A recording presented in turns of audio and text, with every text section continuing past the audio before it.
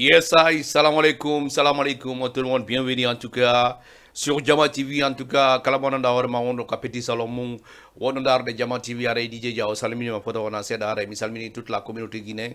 Rewa pour le Sosofore, c'est Maninka, Salmine, Kalamananda Horema, donc voilà, fait on ni, hida jogi téléphone maon, wala hida ka otoma, wala hida ka petit Saloma, hida darde. Jama TV, en tout cas, comme on le sait, tous les samedis, à partir de 17h jusqu'à 18h, Hanong émission, on va dire retard en Seda. Donc on a commencé en tout cas, donc voilà, vers les 17h. 40 comme ça, donc il y a côté 19h, Inch'Allah. Donc il y a, mais salmini tout le monde, Kalamanda vraiment.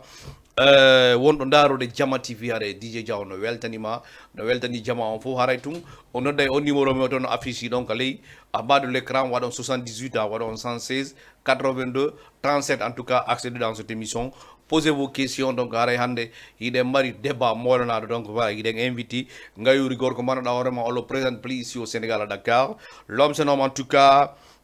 il a beaucoup de noms, hein. Donc à l'époque on l'appelait Mr. Eto, donc voilà. Voilà, ex-manager de Black Family à l'époque, donc voilà. Mais évidemment, un grimpé après à un moment donné aussi, donc voilà. Guido Mamaya, donc voilà, Hande comme là, donc vraiment. Ça fait un plaisir en tout cas de le recevoir dans cette émission. Donc, sans plus tarder déjà d'abord, on va regarder un premier clip, après on revient, après on va introduire en tout cas notre invité. DJ, si c'est bon, on regarde le premier clip, après on revient sur le plateau. L'émission s'appelle Sénéguine Diaspora avec DJ Jao sur Jama TV. Donc tout à l'heure, sur Jama TV. Merci beaucoup à l'homme Seifon actuellement, donc voilà, il est de l'autre côté, en tout cas depuis Paris, la France, donc mon côté Europe, en tout cas, moi de tourner du Makoni Kanko. Seifon Boy, donc merci à tout le monde en tout cas. Merci tout le staff de Seifon en tout cas. Merci son big manager Diao en tout cas. Merci en tout cas à Mr. Debes aussi en tout cas. Ousmane, donc merci à tout le monde en tout cas. Tout le staff de Seifon Boy. Donc vraiment, El Phénomène bro. Vraiment, respect à toi bro. Tout le monde te respecte par rapport à ce que tu fais franchement. Donc sans plus tarder, il est Marie Ngayuri Gor comme on a vraiment. Donc on le présente plus. Donc voilà. Donc on a un micro on Euro Java. Mr. Mela kako gido mama ya kako Mr. Eto. Ça dépend no hali dawo. Donc wala Mela quoi. Voilà, dawa wi de mawdo Mela aussi hein. No yalti fe no quoi. Mawdo Mela. Voilà. Tonde do woni wadde buzz. Mawdo Mela, salam alaikum. Wa alaikum salam DJ Diao. No ay day jam. Jam ton alhamdulillah. Mais ça fait un bail grand. Ouais, je suis là, c'est là, je suis toujours là. On dit je suis dans le tunnel. Ande ça y gonga be ça y aron ko rebu de lawo ka fokku da don. Gonga be wadu marche arrière pour anda prépare da kadi pour la prochaine quoi ko dum defen do on tigi no karuko mum no jogiti hore mum e no prépare hana de piji kadi wondi arde kisun quoi inchallah hare ko dum tawno de ballo on tigi no suudi quoi di tanji aroji won fejjunoji do kon tigi no suudi mais pour halangol internet be ben surtout woni wonbe ndaade ben ka Jama TV do hare ko be prépare Guido Mama ya Mawdo Mela. Il y a quelqu'un qui fait signe. Allô? On va prendre quelqu'un en ligne, on lui dit bonsoir. Allô, salam alaikum. Alaikum salam, DJ. No, ay ngi jam. Afayal. No marsude, volume on sera. Guri. Yetti dalla. Ko few. No yar seda. Alhamdulillah. Kombe. Na reme ko na nyawto inde na ko be am ci 3. Yes, I. Okay. Ida ngi jam. Janda alhamdulillah. Ndaron do émission na welide. Yeah, merci beaucoup frère. Ok, mais ça nous on peut en céder. Ok. D'accord, vraiment merci beaucoup. Non, il n'ont pas gagné. Be nyawli gani mais anda non si be yey. Donc dandi groupe Guinée Hodal. D'accord, Guinée on peut salmina. Ok. D'accord, merci beaucoup bro. Ça fait plaisir en tout cas donc voilà 78 ans donc 116 82 37 mais ngani non nebata me heba serveur vocal donc voilà notre zone continue kadi no donc 88 en tout cas il adresse à la fonjabe. OK Mawdo Mela oui ari day lancer là-bas donc tu disais donc oui mais aray pré comme wata wi de internet ben ouais wombe ka internet be woni be ka cuudi woni be partout dans le monde har wawbe pré ndade Jama TV haray ko andingol be tuyo prépare Guido Mama ya no préparer programme yi affaire ji doy ko gobe na ko do war haray ko be andingol mo be anduno heccianki ngon hewti kadi Yes, sir. hara yuroɗen fof yuroɗen kadi woni ɓe États-Unis wonɓe darde kalum ka télé wonɓe darde wonɓe darde Jama TV woni ɓe États-Unis wano Hadji Habi en ɓen no États-Unis wano Aïcha en et partout dans le monde parce que Jama TV c'est suivi partout dans le monde quoi c'est plan international Sénégal ɗo tun haray kala ka nanguɗo télé on fen ɗo hara no wawi darde émission samedi on de 17h à 18h Guinée Diabso avec DJ Diaw haray ko ɗum won ton hande noon haray komi woni invité ɗo yeman Oulay Kous hande mawɗo yewte ɗo Piji Bus parce que andi ko fewno hande mi invitir ma guiɗo parce que déjà d'abord hiɗa andi Piji Bus on a vécu beaucoup de choses ici a faami Piji Bus en feƴƴidiri ɗo bro ça dari depuis 2012 à nos jours a faami wona hanki wona hecci hanki. Donc on va parler de trois choses. La première des choses qu'on va en parler, on va parler en tout cas le problème, les difficultés de la culture guinéenne. D'accord. Qu'on dit Dakar Rokon. A fami. Deuxième des choses, ndare no woliren a fami. Pour Guinéen be wombe do be wona be lande de kaydi par rapport à les pièces d'identité a fami. Donc explicitude ji din ko wona yaltinede kon parce que min tout récemment mi yedo a fami c'était imbécile. Mi don vraiment no be yaltinir don Guinéen be ben. Wona no gari Guinéen tout yaltina don de. C'était imbécile vraiment leƴƴi ɗi fof no ton a faami serraɓe no ton collaborooɓe no ton donc il y a tous les ethnies c'est à dire ɓe ari ɓe fusi fop ɓe yaltini fop donc le problème c'est quoi c'était prévu que donc on ko zone réservé ɓe yewtanoma kono andi ko wiyete ko Pulo Fouta no satti hoore donc on passe on en yewtay surtout ɓe telimina ɓe d'accord on est d'accord yam ara ɓe telimina ɓe on nani donc onon ka ɗaɓɓe vraiment cuuɗi labaɗi wonon e mum quoi c'est important vous comprenez donc c'est wi ɗon après wolen so bison fewɗo ko fewndi ko ɗi conseil ji feƴƴuɗi donc haray ko ɗi 3 points ji vraiment mi faala en yewtu donc haray premier point o hande guiɗo mamo yaha tu es une personne manoɗa hoorema mi wawde wiide ɗiɗa tawa e ko dogiɗo e culture on ko neeɓi parce que depuis temps Black Family na hande tu as été le manager de Black Family il y avait les King Kadafi qui étaient là tu vois il y avait les Josby qui étaient là il y avait beaucoup des artistes qui étaient là Hari Dakar Radioji qui faisaient un combat positif pour vraiment aider la jeunesse guinéenne mais à un moment donné mais yawa guilema ya me anda a découragé wala ayawa ayali horema et mum ou bien c'est quoi en fait on n'arrive pas à comprendre ko fi on guilema ya mari quoi en fait soudi da quoi merci pour la question DJ Diaw andi neɗɗo kala sino wadde hunde hare ɗa mari avantage e mum bien sûr mais si da tawi ɗa dogude tun haala avantage e mum ndi ka ɗum annaɗa par ce que Diaw kadi Diawɗa andi ala mo min liggodaki ka saare ɗo ala mo min liggodaki woni animateur woni promoteur woni DJ woni joguiɗo télé tout le monde j'ai eu à travailler avec tout le monde bien sûr mais andi kadi ligge ɗen ko labba ko foti hara respect no dogude e mum quoi min Diaw ɗa wawila ligginde ɗo bimɓe kikiɗe ronkala jonde mbuɗo mais si respect ala haɗay ko fus mais si respect no woodi ɗa andi reconnaissance anda a hande liggodi janggo e liggodi hande hay sa jonnala goɗɗum andina ala bete goɗɗum e ɓaki mais avec le respect jonnala teddungal ngal mi joguinogal mais si ka teddungal ala o haray ɗum mannaki mi yano à certain moment mi daari mi tawi mi wawi mi la manque de respect quoi avec tout l'image hay si mi ala goɗɗum kono Allah hokkilan inde a famude ɗum ɗon ko bus kono har mi yawno ha mi tawi la ridiculde hoore am la wadde hoore am gonko Sénégal ɓe wiyata mangino ñakkalo sama bopp fayda quoi ko ɗum waɗi pousi mi ha mi tawi mi jooɗi ka rukku an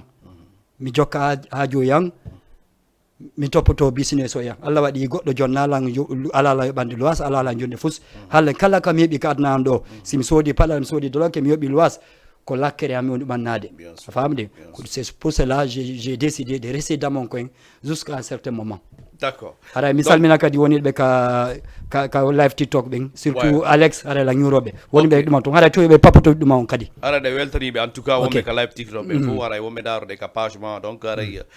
vraiment évoqué mo nanda ko point mo nanda hoorema guiɗo ko ɗo mi falno en daro seeɗa yewten par ce que mbiɗo ɓuttañinade hande enen fof jokkuɓe culture on il faut qu'il y ait l'avantage par rapport à wona wadde kon vous comprenez hande siko promoteur a gollidi e mum siko animateur a gollidi e mum siko artiste ɓe a gollidi e mum mais je dirais pas ko golluɗa e kon fof a faami ala avantage mais on ne voit pas au fait l'importance ko palima mi meeɗa heɓude avantage e mum ɓe mi gollidi ɓen fop mi meeɗa heɓude avantage e mum Les promoteurs, les animateurs, promoteurs, je suis à la télé comme ça. Artistes. Je suis dans un média très suivi partout dans le monde. Quand directement ni Jama TV. Bien sûr. Je pèse bien mes mots.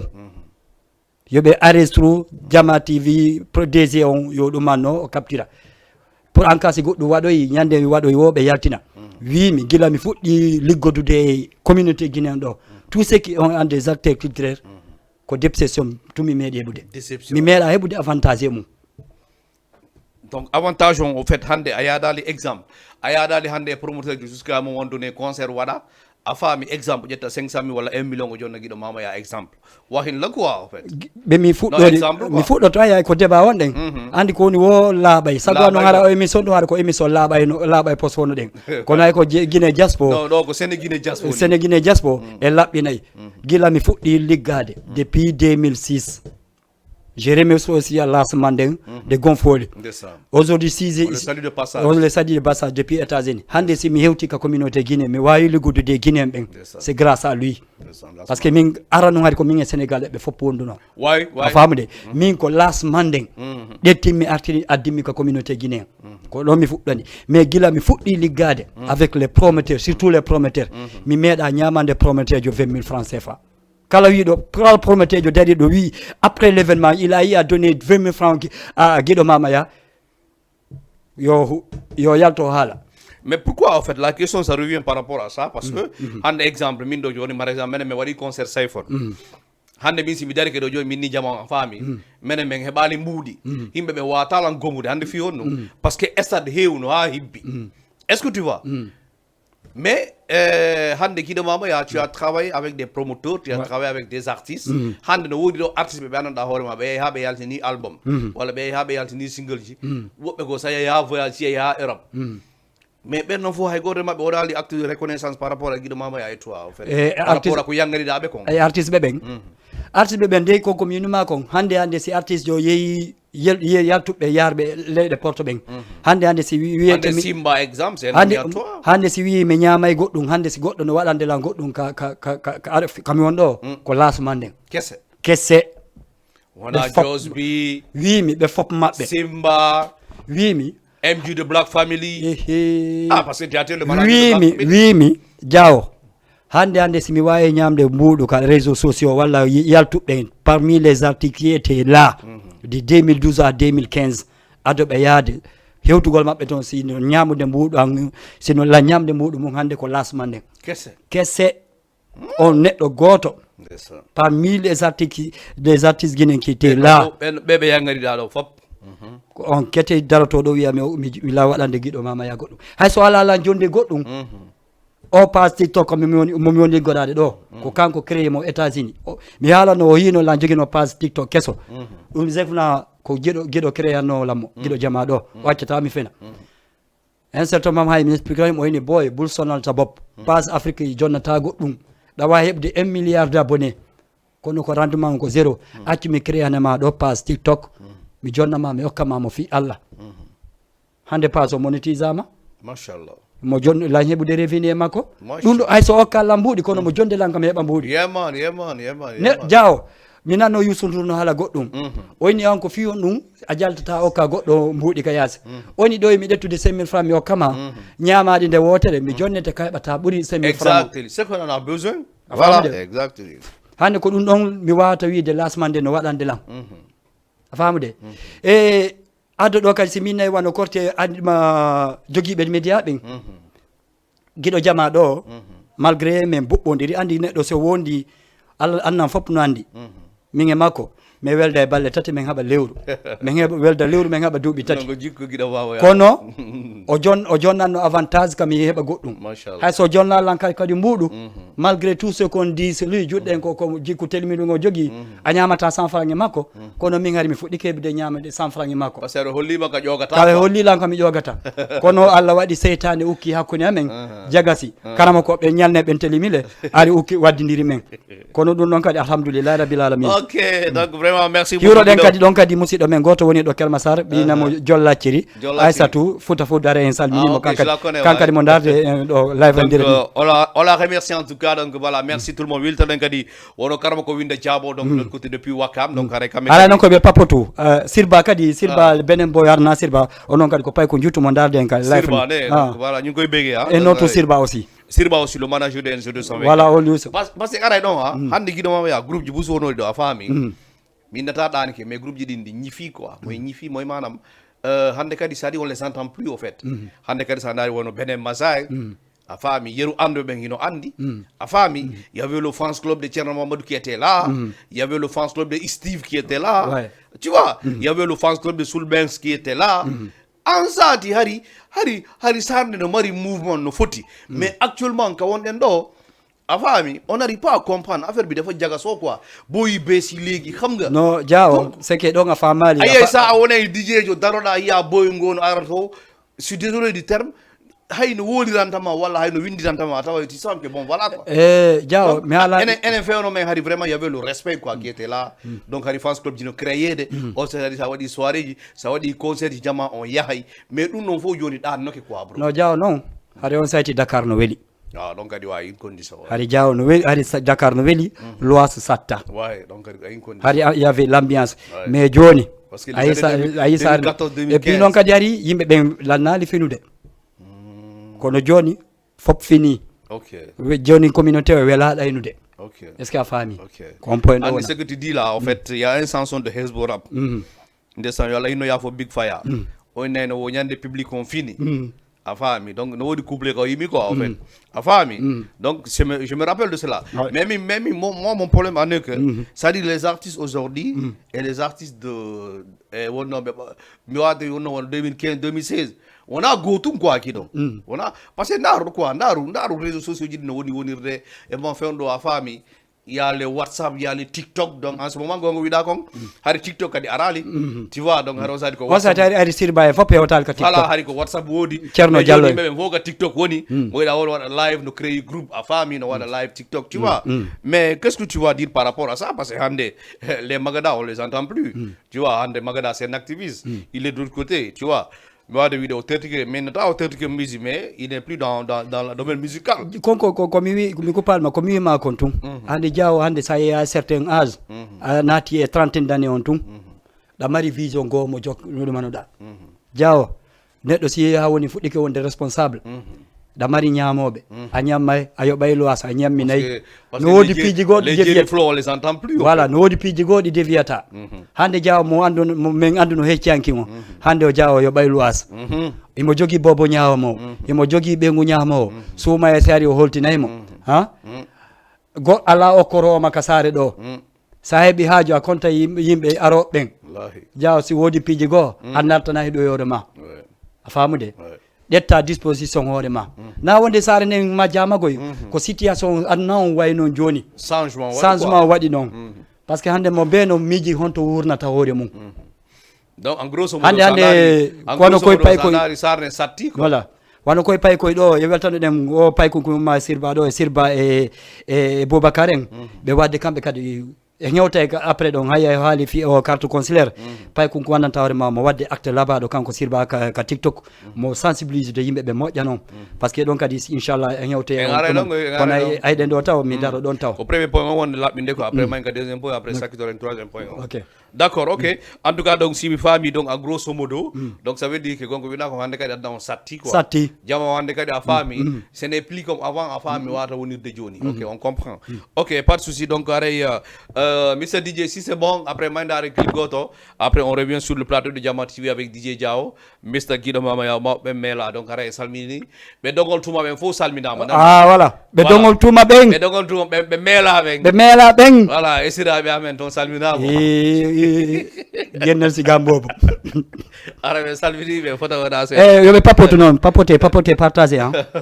aray si c'est bon DJ après on regarde un clip après on revient sur le plateau de Jama TV merci à tout le monde en tout cas merci les gens qui nous regardent sur TikTok donc vraiment welcome bari transport welcome Mr Sirba aussi en tout cas tout ce qui nous regarde en tout cas sur Jama TV aray Guido Ouais. vraiment andi ko émission ni wada yo depuis din fo Ouais. mais quand même ka be uccay donc yo ti première partie on donc aray ka deuxième partie D'accord. le deuxième partie concerne année que fewno do on a vu une seule chose ici à Dakar pendant la horema ça fait très longtemps Ouais. enen fo den Dakar do e ina ta hari du wadal do mais hari enen tawali en do donc d'un seul coup be na wo joni mo la carte consulaire Dakar aussi be dangi ba be rapatrié a famude donc joni non d'un seul coup yimbe ben fo immi wadi dole yey ka ambassade donc à tout récemment on est parti à l'ambassade on a compris que joni jama on tellement ko yimbe on yewde ko ambassade wada bousculade donc jama on radama joni ko terrain mi anda hombo terrain wakamo nga ko ton joni jama on yewde déposa carte consulaire min o wondo Hollande ma do ni min no wodi himbe joni be lan carte consulaire mum mi déposer ni be ha joni ça fait presque un mois de cela joni be Tali. donc haray ko no marda ko wiya dum parce que aussi no mirni ça franchement c'est un peu bizarre quoi no wulbi ni quoi komi wa yalde donc ɗum no fop ko sattede hoore koko ɓe yednata Guinée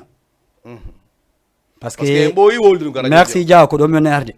andi yerɓe andaɓe wano koye pay koye joni ɓe darato ɓe waɗa en blâme quoi ɓena les acteurs qui sont là ɓe wala ɗumannagol tun arɓe kesum ɓen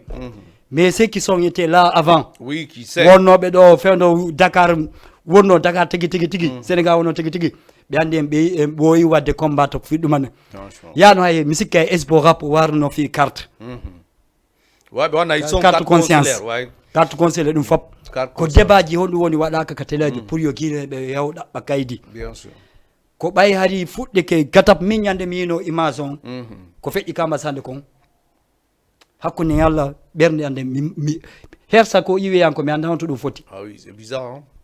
j'ai pas du tout aimé mais non ko andi enen guineɓe en tant que hewtali ka damal ka nabudu e gandata valeur kaydi te Diawo Guinée wota mi yi Guinée nde ko pullo Fouta so jaɓɓata kaydi hiɗa kaydi mi anda de hara ko joni ka fuɗɗi ɗo hay wiyama sa heɓali kaydi a hewtoyede damal ngal to ko on sayti ɓe ɗumani mais sinano ɗum ɗum par ce que min mi yiɗo ñande go mi waɗi ɗum émission mi waɗi live goto astafurlah mi waɗi vidéo goto mi lansi min ni sellu dalen tawi ko Sénégal ɗo yakore fiyo Guinée ɓen okkormo yo heɓu voix o heɓata goranji go posi mi kiso min ni 90% le Guinée le peuple guinéen qui se trouve au Sénégal o wawata laminde sellu dalen par ce que ɓe ala kaydi ɓuuɗo nden ñande komi heeɓi hoyre komi anda honto ɗum foti tawno ɗum no hokkorayno jawdi hoyre no hokkorayno nde ñande mi risayno j'ai réussi tous les insultes mais hande mi sikki Dieu a donné raison. Voilà. Ah, mais bien sûr. Yo Guinée ben ko minata ko yobe yawbe dabba kaydi. Yobe yawbe dabba kaydi. Et puis minani da hala fi duma jusqu'à présent ça fait un mois ni kadi. Ambassade don kadi. Wata be woyobe accu négligence ko boni wadde kon. Hande Guinée wonbe do ben ambassade don ko kanko ni président Guinée wonbe do ben. Kala problème waddo Sénégal do ko be landoto Guinée jo hebdo problème do be lantomo ambassade mo honto woni hande ambassade o Guinée jondo do kanko ni nene men kanko ni baba men kanko ni représentant Guinée wonbe do ben hande Guinée be sebi problème kaydi franchement mo doit daranagol Guinée ben wata narade ko fi fulbe fuuta tuwon to kanko are ko maninkaji walla ko forisejo fi ampesugol Guinée do hebugol kaydi pour en cas élection prochaine si hewti harabe wawa hojjinande leader jo mabbe on hande ko wiya din kaydiji ko pour les Guinéens qui se résident au Sénégal ala sosojo ala pul ala maninkajo ko mi wiyata ambassade on tun consulat wonbe Guinée wonbe do ben yobe wallu Guinée be hetta kaydiji mabbe din hande Guinée jo haysa landi ko do 10 000 francs CFA il est prêt à donner ça pour avoir ses papiers mais hande on gote do ngadi gido est ce que Guinée be men yehi ka ambassade indi be waɗandaɓe kaydi walla ɓe inni ɓe ɓay haray koɓe fulɓe Fouta parce que il y a ces messages qui se passent ici non parce que yimɓe ɓe no wolde nous Diaw même mi heeɓi yimɓe indu ɓelan Diaw allez Diaw élection feƴƴude ɗin tun o li raison comment les élections Alpha Condé mi sikku no wino Guinée wonɓe Sénégal ɗo min votata ka wawi ko feƴƴude o fermuno quoi parce que mo andi si votano tun woday ko ɗumanni il a empêché le Guinéen de Sénégal de voter awa ɗum ɗon kadi no tawa parce que ala avantage e jonnugol carte consulaire guinéen jo wonɗo sénégal ɗo mi anda de si selludale ya e siyata mingo mi ɗuma naki je suis pas un partisan de selludale si notre min la andi hande sélection ñewtoy ko walla hande si hewtoy min la andi momi votan ton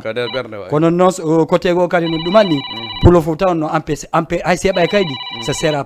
pas du tout facile. Voilà, on va prendre quelqu'un en ligne, on va lui dire bonsoir, salam alaikum. Ok, c'est parti. Donc, on dit donc, quand on dit il a marqué le problème, j'ai un problème. Parce que, étant guinéen, sa famille, que tout récemment, bro, moi je vis des gens bien dans la Guido. À l'ambassade de la Guinée, je suis désolé du terme. Quand on a à Djombirde, Jibinado Pipe, Hebado a famille, Hebado Galesa, a famille, Hebado Bingure a Heva, Ang Babon à la Kaidi, Nenem à la Kaidi. Bidon à la Kaidi, hay goto à la Kaidi en fait. Moi je vis ça des gens comme ça, bro. Ils sont pas, mais il y a hadi ka ambassade, mais présentaki. Andi kadi woni gol garu kumuntum, ida nande halaji ko halate e beddaji a fami. Mais il faut agir, il faut aller à l'ambassade. Andi donc on va essayer de prendre quelqu'un. Allô, salam alaikum. Allô? Oui, salam alaikum. Walaikum salam. Salam no ida jam. Émission mo no yaade ko non no yaade me radio on big up. Yeah, merci beaucoup frère. On ton numéro de. Me fala don Sayfon yidi. Sayfon ne. Me radio on big up. Me wadi donc ay mo pen big up mo janu. Yeah, mo be mela. Mo ben big up. Ma be wadi ma big up. Ma be hal gonga kamen nana. Me yidi mo janu yati. Merci beaucoup. OK, merci beaucoup. Ayaraba, merci beaucoup. On bonni lan tun inde. Ndaro nami mawdo ha non de. Ko souci on tun nangimi. Comment mela, il faut voir son corpulence. Voilà. La manière dont il est, c'est un vieux en fait. Il a là où il ben jek quoi, ben jek guinéen quoi. Mi africain. Comme genre Jabar Alpha Condé bu dé bi mom. Da lay may mère bobu non quoi. Kamo kaba xawma naka. Donc may donc. Ah voilà, donc genre yoy quoi, ben no guinéen quoi. Enak pada ko otomatis orang maju mana masih ada nama. Acane meng. Donc mingo minda buru, imbe be yobe imo be ya be la pakai di quoi. Parce que c'est très important. Parce que fait on me ala mahunda autre. Ayi fait on gon fi de con Sénégal kido. Ça je vous dis, mo kala yo yetu conséquences et ko woni fi de comme engure mandeng a famille. Tak pambe a famille kata vraiment ils vont être à l'aise. Vous comprenez? Parce que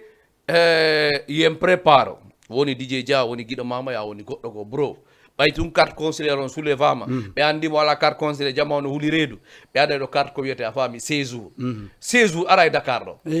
dum sen fala juuliren dum do abore carte 16 jours be wada dum Dakar andi mi ala ko wiida don mobe jombube kanyum ala kaydi be ngum ala kaydi andi fionu andi ko fionu be bata kaydi parce que Dakar do goto ramasatama afotata police jo lande makay apo mi ala jaw ande Côte d'Ivoire est-ce que abolon jaw ande Côte d'Ivoire est-ce que da way wonde ton est-ce que da way jindude Côte d'Ivoire ala kaydi asusta Gabon asusta est-ce que da jindude way de Gabon ala kaydi asusta Gambie la même chose asusta voilà ko dum Mauritanie do asusta voilà parce que Sénégal il y a trop de liberté, il y a trop de laisser aller liberté on dudi afotata goddo lando ma police jo lando ma kaydi hay son fotti o landi kema mo da detude 2000 francs 3000 francs jonnamo c'est donc andi ada bata kaydi donc toujours il y a la corruption mais voilà. Andi mais quand pingo non bon on va essayer de prendre quelqu'un en ligne ouais. Allô salam alaikum afami donc min pingo do l'en déplorer ça il faut le dire Guido awata wonde de sare jibina do bibbe a famille ka hôpital be nguma ya ka hôpital o jibina biddo en ronka déclare de on biddo do famille ça dit consciencieusement neɗɗo marɗo hakkil quoi neɗɗo marɗo hakkil ɓiɗɗo ma o jibine hôpital en ronka déclare ɓiɗɗo ma on moi je vis ici des gens mi annda hoorema hino jombi no mari ɓeyguli no mari ɓiɓɓe maɓɓe ala kaydi mawni maɓɓe ala kaydi no ɗuuɗi am pagay ala kaydi no ɗuuɗi lannata iya en ɗo joni cité imbécile min ndebalde mi yehi cité imbécile Guido c'est déplorable mais lorsque je vis là-bas à famille je suis désolé du terme mais ana cité kono wiyete est ce wona non kono cité imbécile kono nominanta ɓe namo famille mais moi je vis là-bas ɗe annda hoorema du jamais vu musidɓe men fulɓe bonnanaɓe piiji tawata vraiment si a yaltude giɗo mamaya a yaltida e kilo tiw mako kañum e dore kumma gotum jawdi ma ndi a faami hay fus a ƴetta to ɓeyguma yaltini e kañum kadi wudere wotere hadde to ɓiɗɗo ma on yaltini hara ɓornaki hay fus be expose bi ka mbedda kadi ouais gido mais ɗum ɗon enen pulo fuuta a faami ɗen do andarde ka wawɗen ka hoɗe ten quoi bro ene c'est que non c'est un peu bizarre golle ñol satti quoi non metti si faade donc on va essayer de prendre en ligne quelqu'un allô salam alaikum allô oɗo ko jawdi woni alde fimo allô non watto on télé ngoni heɗade quoi donc ngara ɓe waɗay 78 ans waɗay 116 82 37 so noddi on naata direct sa noddi a inni hayɗo to télé o a faami après a reta e quoi par ce que après on waɗi décalage o waɗay 78 78 116 116 82 82 37 37 37 ko numéro on non voilà c'est le numéro quoi Nato nder. après ɓe naata nder quoi donc haɗay le cas de cité imbécile an ko ɗum marra ko yiyay ɗum parce que franchement jama men o hersi no hersina himɓe ɓen quoi en fait andi jaw en pour le foot a hersay quoi andi donc ko wiide komi yaala kon tun hiɗugol ko yombi yagol tawa suudu ndu 10 000 francs 15 000 francs 4100 walla 4 000 non ko yogol ko yombi mais mi sikki hande siɗa jogui ɓengu ma ɗa duwamo teddinde hande jaw a yiyay ɗo a yahay ɗo e baraku hun tawa moko ba goto no jogui rewɓe ɗiɗo ɓiɓɓe sappo e nder suudu ɓen ɗon foof koye nder suudu woturu ko yertini ɓuuri ɗum bete sa wawata ɗumannade ɓe ɗiɗo noon oya o accamo guine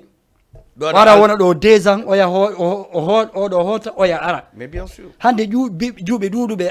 yoɓe yafulan ka donde komi woni haalde kom hande juuɓe ɗuɗuɓe ɗon ko sabu ɗum yattata ha yalta bonna hoore mum par ce que yara ɓe yi vie familial o no muusi famille mum on ala ko jonna ɓe ɓe yalta e ka saare ɓe fotta e jawo ƴetta 15 000 francs jonna ɓe feere alaɓe bone ɓe andi par ce que ɓe andi vie moɓe woni ton on famille men o wonɓe ɗo ɓe no doit protéger de ɓiɓɓe maɓɓe ɓen ɗumannoɓe et puis kala komi haalata mawɓe men ɓen jawo école se fermi yo ɓe ƴettu pay koye maɓɓe koye ɓe naɓa ɓe guine ɓe anda ton hittande kala ɓe ƴettu ɓiɓɓe ɓen ɓe naɓa ɓe guine ɓe anda ton harna l'école ferme ɓe accitira ɗo ɓe ukkodira e bandi woye delen kawoy ɓe jandida e ɓerɓe ɗumanno hiɗa jooɗi ke ɗo 9 mois l'école se fermi 3 mois heddi ɗon ƴettuɓe naɓaɓe kamen ɓe andoya kamen franchement so ɓiɗɗo ma si a waɗi ɗum hittande kala naɓume o yaha ha o wota ka makko o anda wonda ma famille an ko ɗo jeeya est ce que a faami ko ɗum ɗo woni solution o haranayi accutugoɓe ɗo ɓe janɗiɗa ɗo ɓe anda kamen iwata ko pullo par ce que gonga ko ɓiyata ko leggan ko ɓe ɓooya nder ndiya wonga wontano on gode ɗon kadi a faami guiɗo il faut que anda hunde wotere hande yeeɗo famille a faami par exemple min mi yeehi par exemple cité imbécile je suis désolé du terme j'ai vu une situation mi ari min ni grand dion la seule solution c'est quoi min si c'était moi à la place min ɓay tum ɓe lanci suudu an ɗum ɓe lanci piiji ɗin ko billahi wallahi tallahi mi waɗa ɗo yalwana ha meeɓa paasi min si mi heɓi paasi mi natta ɓe nguran ne haray min sénégal c'est bon a faami kono ko wiɗo lan kadi karewan o fi lan wo grand ala kami hoota par ce que ton ala hay fus par ce que kadi andude no wodi ɓe andanɗa hoore ma no jooɗi Dakar ɗo bro ala kaɓe hoota lagui jawo kamma ala kaɓe hoota non jawo là je suis pas d'accord jawo ɗum ɗon mi d'accord ama jawo kamma ko muusi o kamma ko muusi ton ko saɓere woni ton ala hay fus jawo sala suudu kaɓe wanata kono par ce que aray par ce que a yiɗano heɓugol suudu c'est ala suudu jawo so arde hande min nomi won ɗo so mi ardi e Dakar mi jokki ambiance mi jokki fija jala ala kulli ali mi ɓata suudu ko am bien sûr bien sûr laaɓi jaw hande siɗɗa ɗo mi sikki an yiɗa darni kam ma alhamdulillah hande guiɗo jama no gasa no darni kam mum par ce que ko fiyon ɗum ko par ce que ɗo jokki soɓe sa hande sa heeɓi ari ñallal a heeɓi 1500 a ƴetti 500 fara waɗi ka condamné ariɓe ko duuɓi nayyi ko duuɓi joyyi hande 4 millions 5 millions o kima suudu kelɗu ndu kamen mais bien sûr sa waɗi ɗo 5 ans 6 ans a ronkata tawɗe faala investude kamen a ronkata ko darnoya mais sa ari a jokki puydanɗan tun kono darnita kamen jullaɓa ko yaltu ko wo haɓɓitoɗa anday ko haddi accon hakkede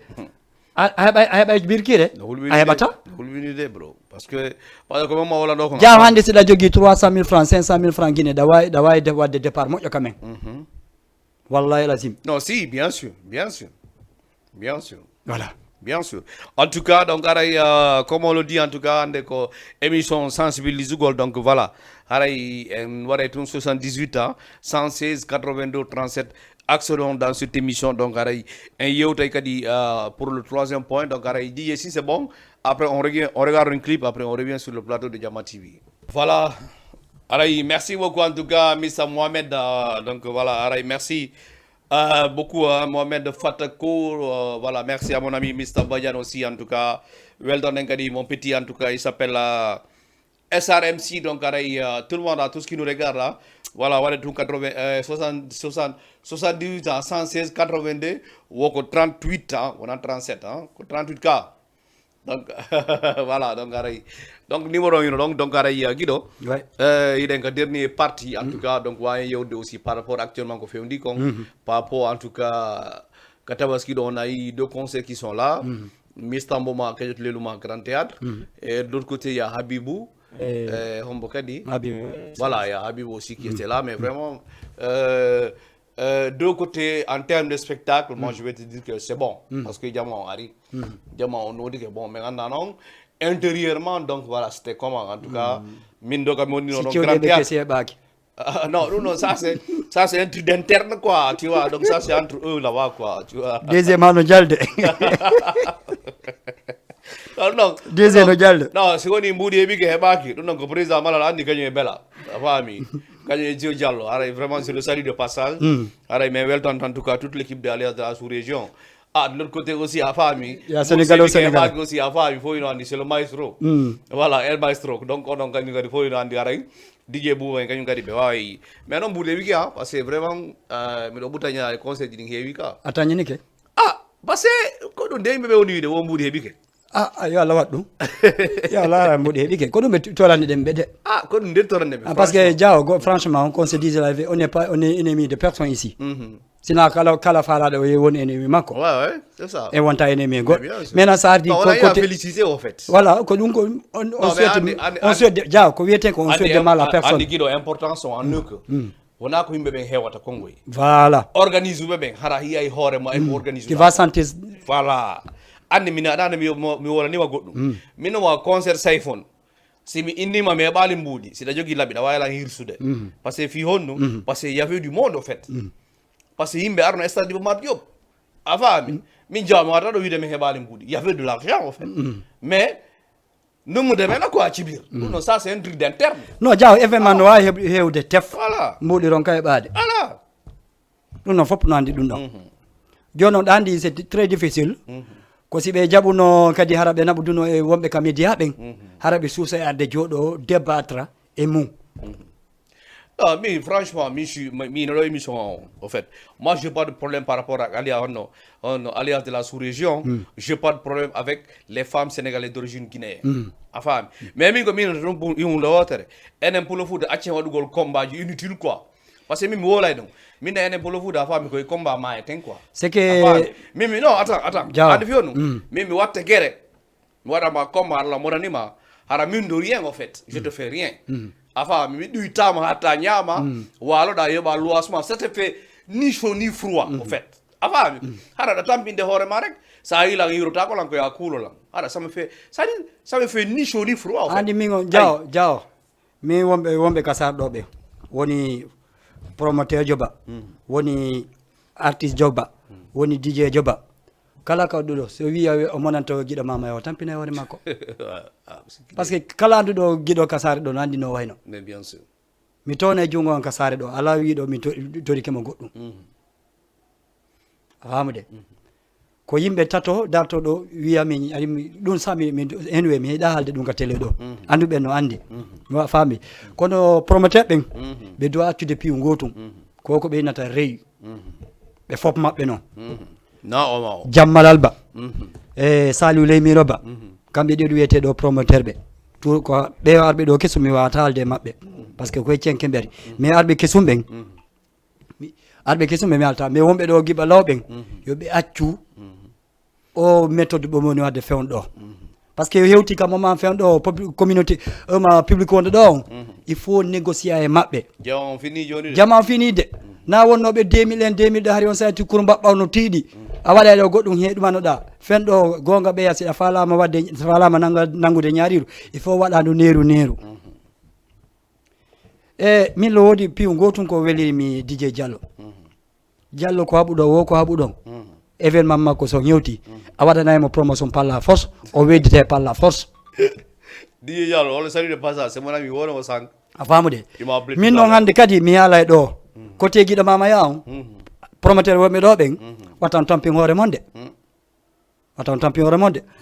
moɓe anduno hecciyankin on na on woni hande kadi de mais ko nous changement ye jaw ay mota ko ya Guinée ɗaɓɓoya toon ƴetta 4 millions walla 5 millions ƴetta artiste jo ara wiya mi waɗante promotion gratuit a yenna e baba hawrata e baba hande ka télé ka wonnen ɗo mi sikki hande kala promoteur jarowo ɗo yida e jon télé on ka mais bien sûr bien sûr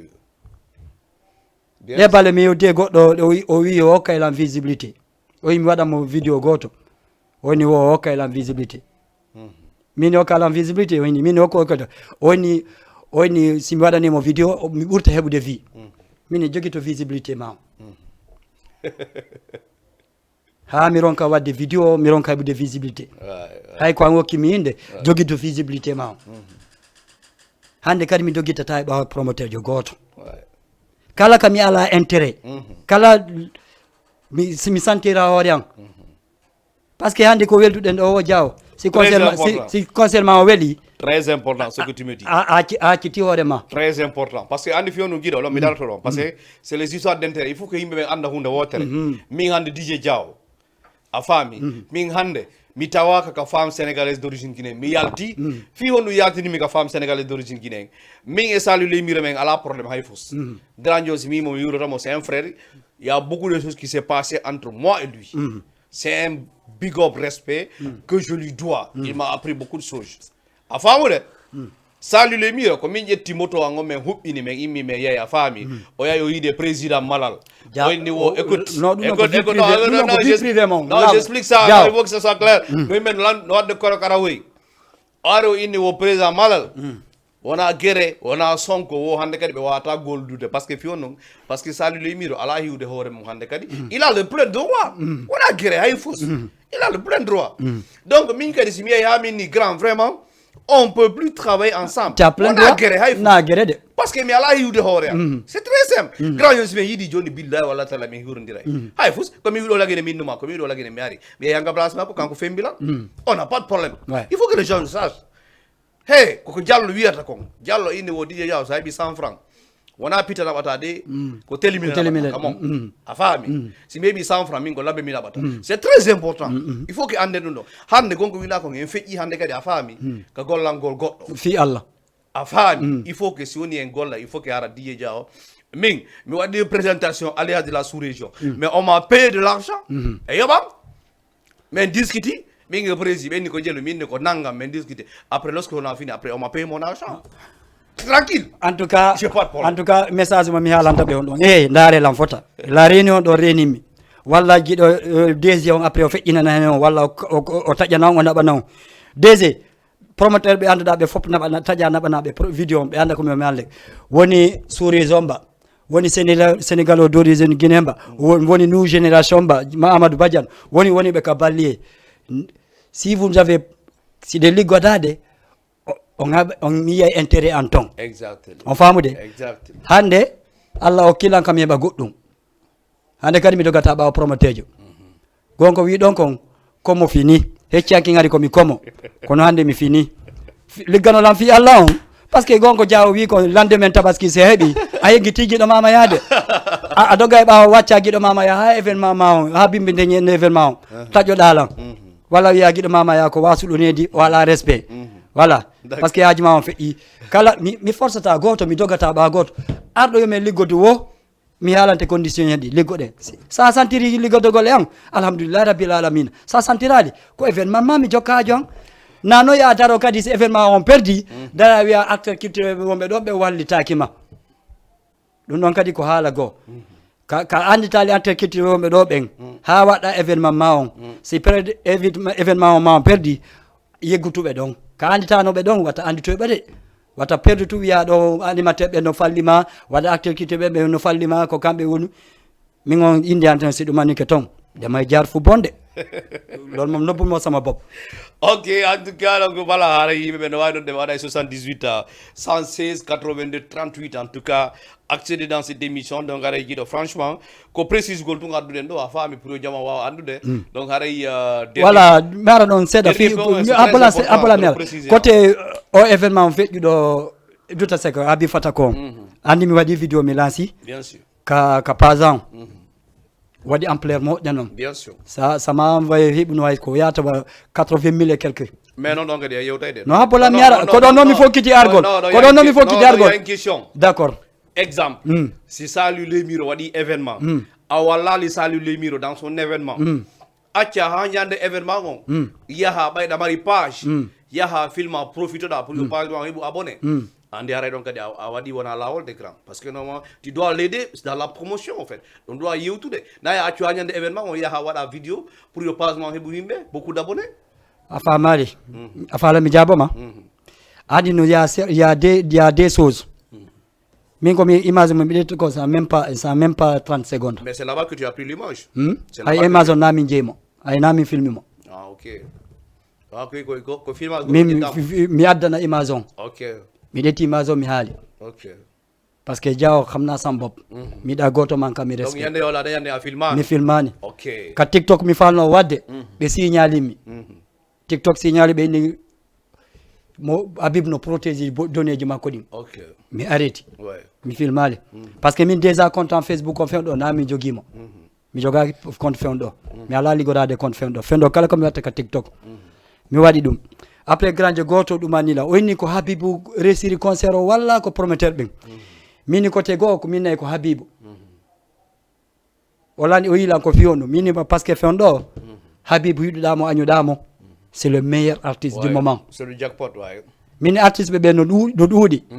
mini promoteur be kan non fetade be andi marso o mo marsata bien sûr ils sont dans le marché voilà mini hande ko Habibu wiete kanko marché ni concert on hande si adano Ceerno Mamadou mi sikka hay wadira non bien sûr wala si adano Karim mi sikka wadira non c'est pour cela que j'ai eu et puis pour la première fois que Habib Fatako ari 4 jours avant wala 5 jours avant événement o ari o teddine événement makko o respecti mo o wadi ko doa ka wadete ko hikka mi pour la première fois mi Habib Fatako no wadi 5 heures de temps sur et podium machallah c'est bien o respecti très bien ouais est-ce que fami malgré que mini kadi promoteur ben kambe kalbe wadi ligue mabbe den be manike bien sûr a famude maintenant ko weli ko halte ko fop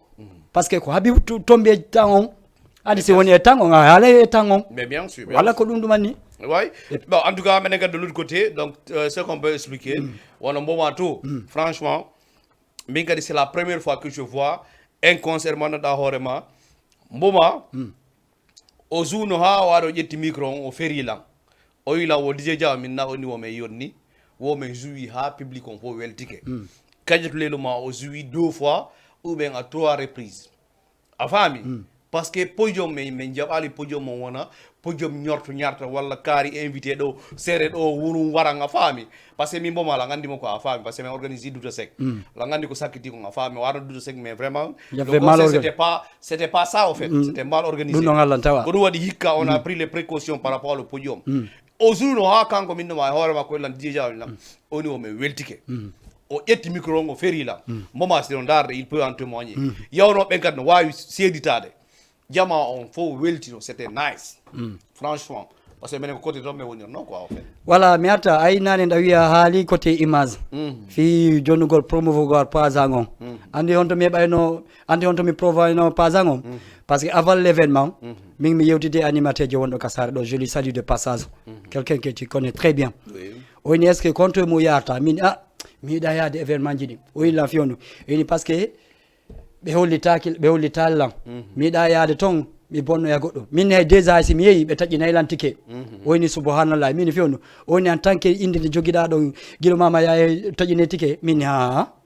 la wayade be taji na mi tike bimi nyande julde mi yaltali parce que min la décide julde je den joni nyande julde mi yaltata so may kan dum wata gorta tampingore mum mi yaltata après bimbi julde o mi yeyi ko min yaw makko ko mi wonno malande kon ko dum falno hebude ton mi hewti ga damal wonnoɓe damaɗo ɓe fokkitinal gol tum ɓe kalimi mi arto e deuxiéme fois nadugol tum ɓe kalimi min daari nder yitere ɓe andimi ɓe kalimi mi fokkiti o kalimi ka troisiéme fois min daari nder yitere nande o jangi ko woni ka guite an ɗum ko bimmi nde ñande mi waɗayno vidéo mo andanta hoore ma annan fof andayno fi makko kono Allah okki on Allah okki ɓe sens mi naati est ce que a faami ko mi maalde kon voilà ok en tout cas mais andi kadi on goni ɗon guiɗo au fait moi je crois que en tant qu'un acteur culturel wonɗo Dakar ɗo a faami sa ari e événement koya nar ɗum yidira les responsables de cet événement andi kadi il faut que on wonɗo ɗon ko responsable jo il faut que anda Diawo non en événement abbolang andi abbo Diawo hande kombo woni anda guiɗo jigge Diawo ka saare ɗo est ce que no hay bobo e heɓa koye hande koye si weeɓi balɗe tati kajjato ɓiɗɗo DG on ɗo hande no andi kombo wiyete guiɗe Diawo DJ Diawo itti sikke kikalajo furɗuɗo je la fréquente en fait voilà est ce que a faami hande est ce que Diawo no wawi arde événement ɓe kala mo avec tout ce qu'il a fait ici donc ça se fait pas hay so liggot abbolam hay so liggotake promoteur ɗen mais woodi ko waɗi hayso ko joɗagol ka micro ɗo tun haala jonima volonté yaagol kala ka faalaɗa min mi taƴali min mi taƴinaka tigueji ka événement sénégalais kaka Guinée jom mi yata mi taƴat tigue avec tout ce que j'ai fait avec eux pour la communauté guinéenne mais j'ai perdu combien d'énergie en fond mais bonni mbuɗe an c'est un peu bizarre en fait qu'il s'arrête quand même il faut qu'on se donne du respect dans ce pays andi Guinée jono jogi système goɗɗo il faut que vraiment il faut que ɗum ɗo iwa ko men par ce que andi fiyonno enen yiɗen jikkini hunde wotere au fait c'est à dire wonɓe ka presse ɓen considère taki ala considération na wonɓe kam jam jaɓa ɗum noon jam ɗaɓa na ɗum andi probléme on kon ɗum hande ɗa wondi ɗo e guiɗo jama ɗuɗuɓe ko on probléme ɗon jogui hande simi haɓi diɗo e guiɗo jama ɗa arde wallito guiɗo jama haɓollan ko non woniri promoteur ɓen ko non woniri hoore jon haɓatama de ko battulo wonko e ley ko koye hande sa heɓi di e promoteur jo goto probléme ceux qui sont derrière ko ɓen arta ɗumanoma waɗama galgal parce que c'est une équipe en fait c'est une équipe te hara si ɓe dari ke hande min hande woni Saliou Leymiro woni ɗuma woni jalmalal ɓe wonɓe ɓa entourage maɓɓe fop hande min e maɓɓe somin gadi probléme kala wonɗo ɓawo si wi haɓi de men o natay par ce que janggo min e Saliou Leymiro ɓe ara ɓe tawde men jooɗi nokku goto men ñama plat maaro walla me ɗumanno walla jammalal il faut que ɓe accita ngal naafi giyagal maɓɓe yimɓe ɗiɗo si hande min si guiɗo jama men hewdi probléme qui nous laisse gérer notre problème moi ce que je dis pourquoi je t'ai invité mi invité ma fami kono wiɗalam naynola mi haala guiɗo ma o guiɗo jama minema mi wolantamo parce que comme c'est mon engagement à moi mais quand je t'invite ici tu viens à cause de DJ Diawo si tu as un problème avec lui vous réglez ça entre vous en fait ça c'est entre vous deux mais le problème c'est quoi on n'a pas de problème a faami ko wolla ɗon noon ko ɗum no ka communauté guinéen il faut le dire a faamude a haɓida e Saliou Leymiro tum mbattula woy ko hekkiɗon koye fof haɓida e ma ça le problème a haɓida e Malal tum mbattula woy koye fof hekkiɗon koye fof haɓida e ma c'est ça le problème ko ɗum woni ɗo ɗum ɗon ko ɗum c'est à dire ça c'est la réalité pure qui est là en fait mais andi quoi en tout cas mi ko ɓintama si waɗum noon bro mi ngi noon ɗo moi je suis un acteur culturel a faami je suis dans la presse min ɓay mi yimɓi ɗo ñande julde billahi wallahi tallahi ɓay mi yeehi concert Baba Mal Alpha Diodara lorsque je suis venu min mi addorto carte de presse a faami mon Leral TV on ɓe jonni lam je suis venu avec ma carte de presse billahi wallahi tallahi ɓay mi ari ɓay mi présente carte de presse on tawi c'est le respect total mi ari mi naati a faami c'était même pas mi waɗa présentation ka concert de mi ari mi naati mi jooɗi tun Pettiero Thiaro yilan tun on lan wawi goto présentant Alpha Diodara sina am mais non bro je suis pas venu par rapport à ça moi je suis venu par rapport à un concert Baba Mal no welalan mi anda argo Baba Mal ko ni mi yawri menen e bela a faami après mi waɗi présentation est ce que tu vois après le manager de Baba Mal il a pris mon numéro a faami après mi yewti mi waɗi photo bien Baba Mal mi ƴetti kan numéro Baba Mal mais yewti min a faami donc c'est ça konko dawide ɗon Diallo waɗi kanko e laafe oɗo Alpha Diodara mi active live en TikTok on tun Diallo yilan o ƴawnan direct wayni guiɗo ari yewtida e Alpha Diodara o accidimi e makko te min e Alpha Diodara on s'est jamais parlé on se connaît même pas il faut En tout cas- il faut be jonna e respect mo jogi de ngong mais kadi yo be nagari pijo gollir ren kon c'est important ande en tant que guido mama sa ari no wodi be andama peut-être hare be nani inde ma mais hare be andama mais si tu as une carte qui présente que vraiment je suis un acteur culturel mais dans ces conditions avec ta carte bro Jao, non, je suis pas d'accord avec ça. Je suis pas d'accord avec ça. Non, non, na question professionnelle. No di leji di yata, no di événement guinéen di yata, c'est pas la peine de t'as pas droit, t'as même pas temps à monter abola jamera. Parce que Guinée no heavy yaore quoi. Yaore honu. Yaore quoi. Jao be wonduda jao dani kombo gongo andi kombo yawtoma ko mo meda mo yide mais mo wadduda pendant 10 ans do waddude événement. Ido ñamde bolwal gotal ido yewtude idan yadendirde message on si ari a hari événement hande fi a yewti dale horejo mabbe on ange mabbe ido madduma on si ari duma nikema ko yawre falma holude Jao min événement Sénégal do kilo douze c'est des combats rek en tout ko combat yi rek non na question combat Jao de way wonde do 100 ans ga dimanche mi yawta ko ma franchement mais j'aime pas qu'on me manque de respect ouais franchement dum don mi jaɓata mi mankata goto respect mais tuma yiɗa guiɗo sonki wo anduɓe dépassimo mais wonden ɗo ha anda jikko an o jamais mais tuma yiɗa mi sonki wo andu a naati surface mo do haka nadde y a pas de souci Guido en tout cas vraiment merci beaucoup hein. Donc il y a aussi trois choses l'essentiel donc on a parlé par rapport à le spectacle d'Iding Wondi Wade Dakar Roading, donc on a parlé des cartes consulaires donc et Yoti en tout cas le showbiz qui était là avant donc vraiment merci Wombe ka live TikTok ka arrêté TikTok ok donc arrêté salmini tout le monde ala ko be hambe salmini za do be dit après donc wayno direct ko taw gassi bon avant mi salmina communauté o mi salmina ma an DJ Jao merci beaucoup an andutudo lang invite mi ka plateau do kami andi ouais kami wowtono kadi c'est ta maison malgré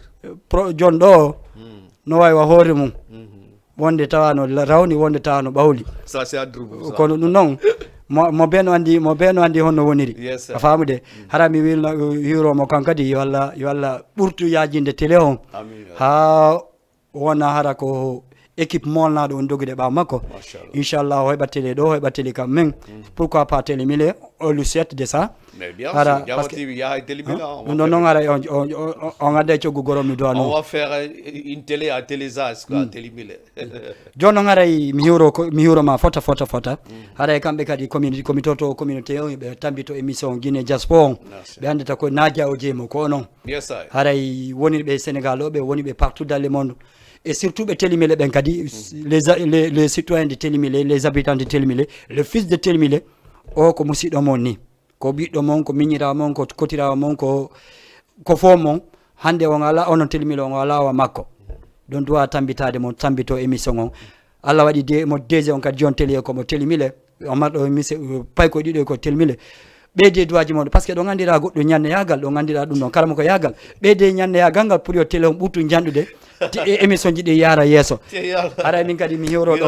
ɓe pita ɓen ɓe meelaɓe salminama kala wonɗo woni ɗo ɓe dogol tuma ɓen ɓe salmini ɓe dogol tuma ɓen a tejel salami parce que esiraɓe aɓe esirama omɓe ko dogol tuma ko esiraɓe ka wombo o kaɗa to mbiɗen mbato nde wiyeteɓe mi anda on no modi Saliou kaka ono wiyete omoni mo Saliou anda Modou Saliou mi anda ɓende Modou Saliou wonɓe yombol accane men ara men rewtoyi aray ko noon inchallah konko mi inni ko nane tun restez connecté sur Jama TV e himen ka rukko e no gasa min en mbari an ɗo men yewta men famotira voilà mais voilà artu quoi on veut que tu reviens quoi non il faut que tu reviens andi eke minani Abola Jao ani min ɗo Jao Abola mi alalma min ɗo erni mi fala wadde émission mi waɗay voilà mais tu reviens j'ai même pas mi ala hay temps argol wiya guiɗo mi waɗa émission wallahi alazim viens prendre ta place so derayi mo andi voilà ɗum ko entre vous mo andi ko woni Allah makko ka sare ɗo ça c'est entre vous a famude mi wayno ta ko muɗum mi waɗa émission ɗo walla mi watta émission a famude ok min erne mi fala wadde émission ka Jama TV ɗo mi waɗay haray ko minata tun ko yimɓe ɓen haray kadi ko communauté guino mi jeejimo fi Allah wakkile heɓon kaydiji wakkile encore une fois min jeeji on fi Allah kaydi c'est très important ko ɗum man hande kande ɗuman wata wakkilo ɗettugol ɗo 30 000 francs ya hande ko samedi ya almadi bonno yadi ton ɗon 30 000 mo wakkiɗiɗa 1500 5000 francs he okkima kaydiri haɗa wawi immade ɗo imma ɗo yahana jum Kermbay Fall to waɗa accident on le souhaite pas c'est waɗa heɓa accident ɓe anda on to ɓe aɓɓirtitama ala kaydi konto ilumanoɗa ko jelo maayi ɗo ronki heeɓi probléme ɗumannagol ko jelo nanga naɓa 100 métres ɗo ronki yaw 100 métres ko jelo won toon fulɓe hara ɓe ala kaydi a faami ils sont dans le prison e ala kaydi et puis kadi voilà onon ɓe mawɓe men jomboɓe ɗo tatto nayo adda e baraku joɗɗi men tonga men ñirsu attire ni yo jiɓɓe accu ɗum yo jiɓɓe accir ni jiɓɓe kadi yo accu a faami Andy Guido, en fait, je suis désolé, l'émission on tire à sa fin, mais en fait, le point là, il faut que même il faut que Dieu anda hunda water. Immi do Sénégal do yayto nge jamugol wo a faami yo be tefuɓe anda exactly o ko honɗum ko honto e Dakar o woni moi je suis désolé nani on sattimpiri non kadi il y a des gens wonɓe cité imbécile ɓe ya laguine ɓe ndema kamɓe ko Dakar ɗo woni te sanarle cité imbécile ko nder Dakar woni de cité on a faami mais cité on ga wonɗon a faami Guido a wawata yedde ɓiɗɗo ma reedu okka goɗɗo yadamo ɗon ko a fait c'est un peu bizarre min mi yeyi min numa a faami cité imbécile ɓe ala 12 ji a faami je suis désolé du terme ko télé ni goɗɗum woltake mais si buñu puuɓe bo pare si ɓe yeyi 12 je suis désolé du terme koye siwruɓe waɗata allahu akbar waɗa siwru han mbaɗa ɓe hayka quoi en fait je suis désolé du terme a faami hygiène on a faami ɗum yoɓe respecte hoore maɓɓe ɓe respecte ɓe waɗa jonne ɗe respect joni goɗɗo yimoɗo luwa ɗon baraku yalagui ya wiyambo ya rewɓe après addaji manno ɗo baraku gotu rewɓe ɗiɗo rewɓe tato min tonga hande kadi min firtu inchallah diaw en jaltaygo ka retirtoa ɗo haalne jamman ko ɓeeto sensibiliser guinéen ɓe par ce que ne woodi piiji goo ko enen wawi jonde hoore men respect watta en soñde kamen to aɗen leydi goɗɗo soñde ɗen liberté mo marɗen Sénégal ɗo o e ganda go intérêt Sénégal ɗo ha yaltuɗen ñande yahaɗen Côte d'Ivoire walla Gabon walla Gambie ko on sati ande ɗo Sénégal avantage mo joguiɗen Sénégal ɗon wata ɓe koyen tati haɓɓitoɗen en ɗumantoto foof okken hoore men respect okken hoore men respect si ɓe wi en haaɗu ɗo haaɗen ɗon si ɓe jonni en ote wi en ko ɗo wonte wonen ɗon kaydi mo 1500 2500 fi Allah na ko satti noon goɗɗo kon on tampinaka en jinda ɗo ha erde faala ɗen jaw vraiment merci beaucoup voilà merci Guido aray mais salmini kala wonɗo dongol tumara ɓe melaɓen fof salminama merci en tout cas donc de l'autre côté donc depuis Yombol haray ara noon la faala ɓe ngu question ɓe rowani ɓe ranni men respectude oyaɗeɗen jara ala probléme ɓigala fala ñaarela mino ko ñaarani falade andi deuxiéme ma ɗo tanaji men min te woymo ɗo min ko deuxiéme fois mi faala voilà ñaarela bëgg min ɓe rowani ɓe lannila respectude jolla faala jomba kesum aɗa ko ɗum won toon alors merci beaucoup merci à tout le monde en tout cas tout ce qui nous regarde en tout cas sur Jama TV, merci à tout le monde, merci tous les promoteurs, donc voilà, tous les acteurs culturels, merci à Guido Mamaya, donc vraiment. Rendez-vous samedi prochain, Inch'Allah, avec d'autres invités sur Jama TV dans Guinée, Sénégal, Diaspora avec DJ Diao. Quand c'est bon, vraiment, merci beaucoup. Merci et ciao. Bye bye. Samedi prochain. Merci.